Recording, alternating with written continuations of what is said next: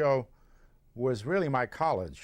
I came on as an actor. Max Liebman had seen me in a show called Alive and Kicking, and they needed somebody to interview Sid, doing one of those stand-up interviews. And I came on to just do that. And the first 3 weeks of the show, I was in the hall waiting for the writers to come up with the thing, and then they'd invite the actors in. And I wasn't used to that kind of behavior.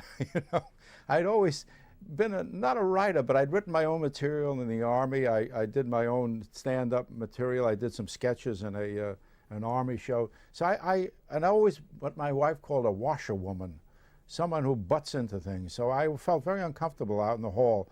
There were two writers' rooms. One was Max Liebman's office. The other writer's room was the men's toilet.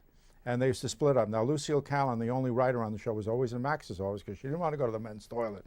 So I was in the hall waiting. It was at the city center in New York. That's where they had our office. Max had his offices. And in the third week, I was in Max's office where we all congregated to hear the material that was written for in those first 2 days.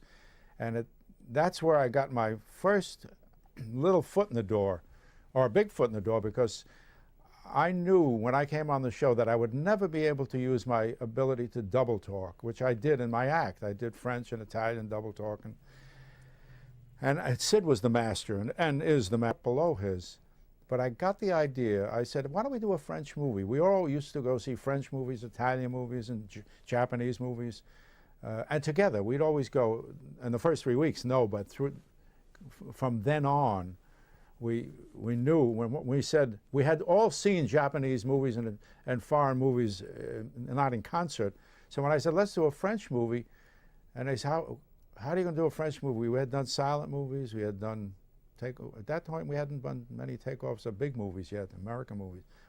And they said, how? And I got up and I went to Sid and I started to sell him some cigarettes or something in double talk. And immediately we had this conversation. We got into a fight, and they said, great, great. And Imogene said, I don't know how to do that. I said, well, we'll write it out for you. We'll write out the double talk.